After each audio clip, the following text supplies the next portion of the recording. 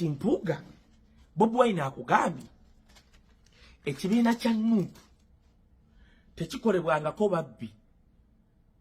Oyina kubanga one, oyina discipline z'empisa, oyina integrity, oli reliable, oyimiriddewo ku patriotism, ku lw'eggwanga, service delivery, simple as that.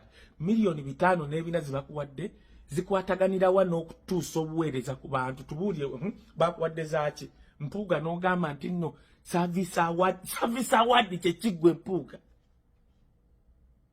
Kakati mwagala tukole tutya? Kati ekyo mwagala tukole tutya? Olunavaawo nga mwotwasamira nti nno mbu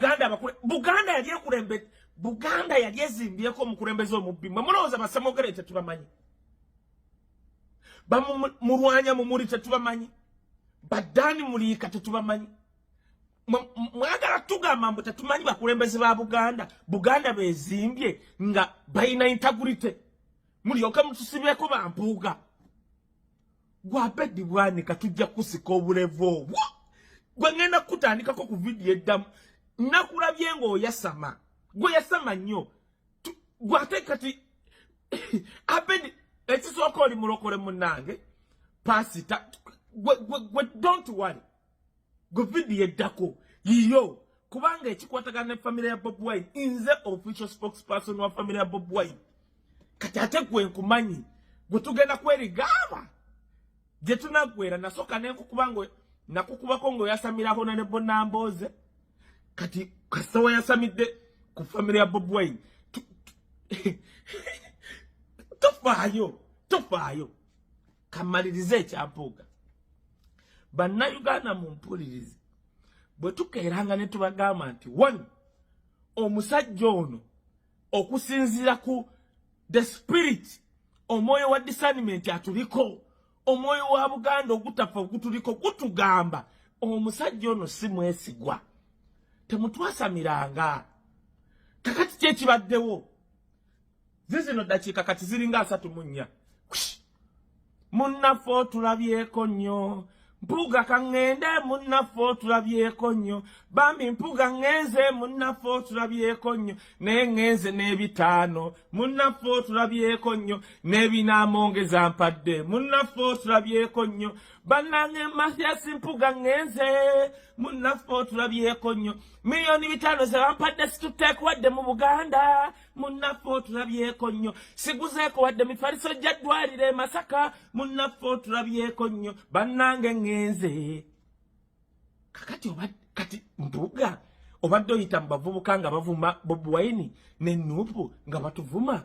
Kakati at the end of the day bye tubadde twogerako si bye bizze. Nammwe abatakuta office yo.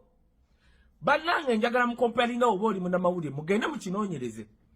Office ya Mpuuga abadde n'emmotoka ezitakka wansi wa 5 ng'alina lidikeezo nga n'emabega avaayo emmotoka ezo.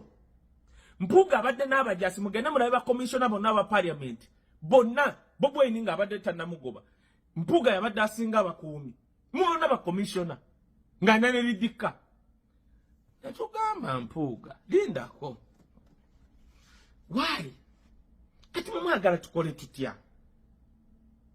Munnanga abantu abasinga Museveni abalyawo dda kangambe bannayuganda. Museveni yakeera n'agamba nga NUP tennajja ne Bobi Wine nga tasuubira nti anajja. Nti kamu 2020 tewajja kubaawo kibiina ky'opposition.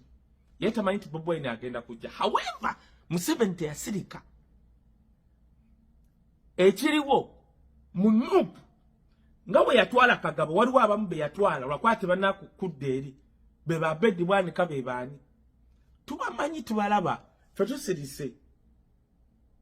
How can you explain nti nze avuganya gavumenti ya Museveni ne bakwata milioni Museveni n'akwata milioni 4 n'azikuwa 1,234 n'akwongera n'ebitaano. Na Museveni akuyita atya? Oli munyoro munne? No.